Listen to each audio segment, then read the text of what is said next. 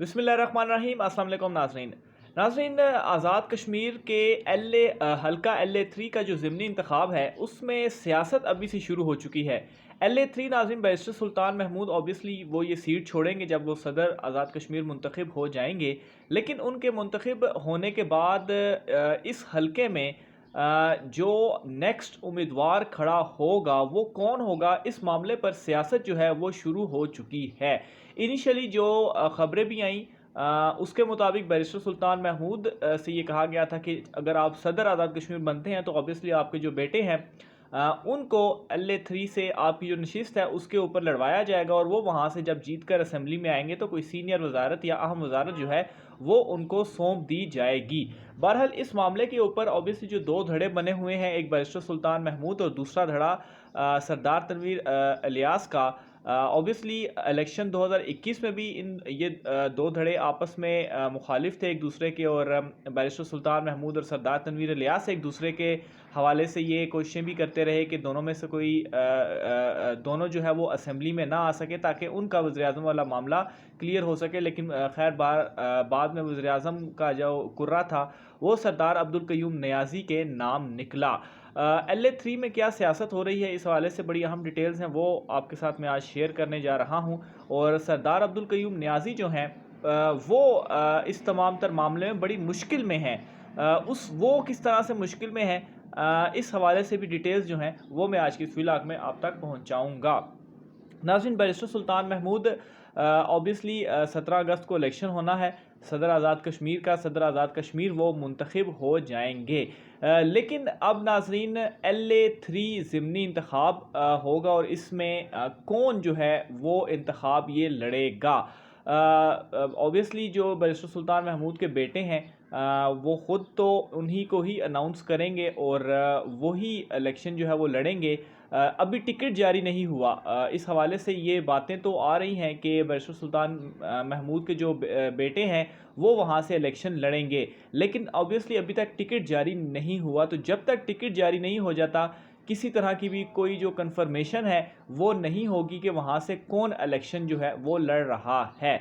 अब सरदार तनवीर इलियास की जानिब से ये मामलात किए जा रहे हैं कि बहुत सारे उम्मीदवारों को सरदार तनवीर इलियास भी पीछे से सपोर्ट भी कर रहे हैं और वो उनसे कह रहे हैं कि आप बतौर उम्मीदवार के सामने आएँ और इस हलके से आप लड़ें, और ताकि बैरिस्टर सुल्तान महमूद के जो साहबजादे हैं वो इस हलके से ना लड़ सकें। अब इसके पीछे क्या सारी थ्योरी है, वो ये है कि बैरिस्टर सुल्तान महमूद जब सदर बन जाएंगे तो सदर बनने के बाद पार्लियामेंट में उनकी उस तरह से नुमाइंदगी नहीं होगी जिस पर वो अपने बेटे को पार्लियामेंट में लेकर आना चाह रहे हैं। तो सरदार तनवीर इलियास ये चाह रहे हैं कि उनके बेटे पार्लियामेंट में ना आए और उनको पार्लियामान में किसी तरह से मज़ीद कमज़ोर जो है वो किया जा सके। इस वजह से वो क्या कर रहे हैं कि अब मुख्तलिफ उम्मीदवारों से वो ये कह भी रहे हैं और और कोशिशें भी कर रहे हैं कि उनके बेटे को टिकट जारी ना हो और कोई दूसरा उम्मीदवार ऐसा हो जिन्हें टिकट जारी हो जाए।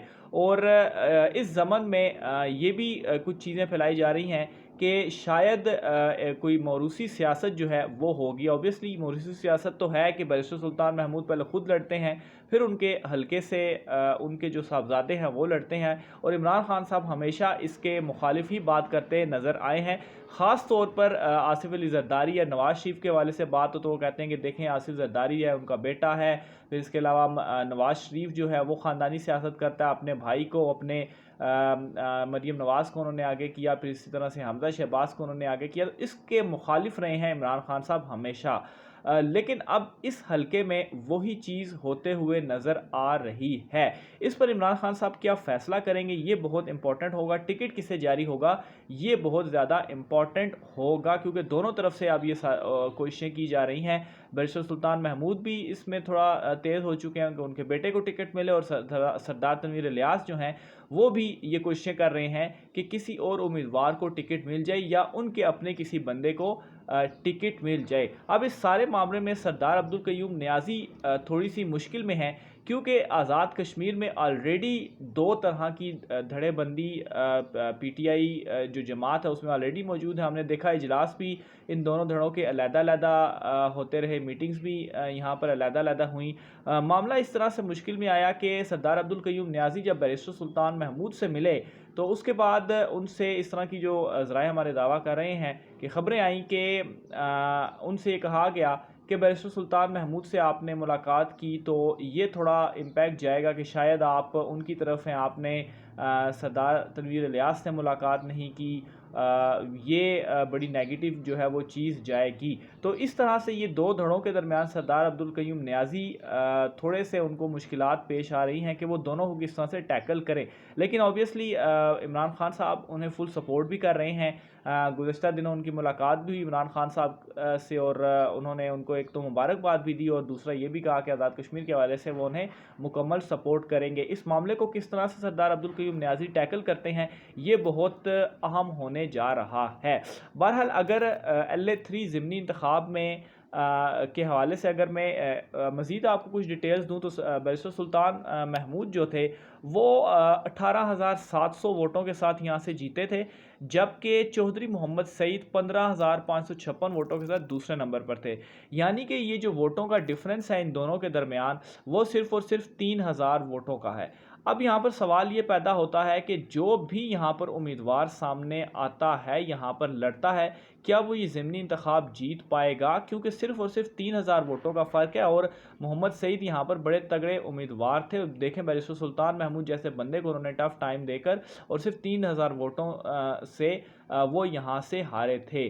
अब अगर उनका बेटा बैरिस्टर सुल्तान महमूद का यहाँ से खड़ा होता है तो ऑब्वियसली सरदार तनवीर इलियास ग्रुप जो होगा वो किसी तरह से कोशिश करेगा कि वो असेंबली में ना आ सके और बहुत सारा वोट यहाँ से टूट सकता है। इसी तरह अगर कोई दूसरा उम्मीदवार खड़ा होता है तो बैरिस्टर सुल्तान महमूद भी शायद इसी तरह से कोशिश करें, तो ये बहुत टफ होता जाएगा पीटीआई हुकूमत के लिए। लेकिन ये जो ज़िमनी इंतखाब है LA3 का ये बहुत ज़्यादा इम्पॉर्टेंट है और इसमें कौन सबसे पहले तो ये देखना है कि टिकट किसको जारी होता है, फिर टिकट जारी होने के बाद यहाँ पर देखना होगा कि कौन सा उम्मीदवार यहाँ पर जीतता है। और अगर पीटीआई यहाँ से हारती है तो ये बहुत बड़ा अपसेट होगा, ख़ास तौर पर पीटीआई हुकूमत के लिए, क्योंकि अगर हुकूमत बनाने के बाद भी आज़ाद कश्मीर में एक बड़ी अक्सरियत हासिल करने के बाद भी अगर वो ज़िमनी इंतखाब नहीं जीतते तो ये एक सवालिया निशान होगा उन दो ग्रुप्स के ऊपर कि जो पीटीआई आज़ाद कश्मीर के अंदर बन चुके हैं।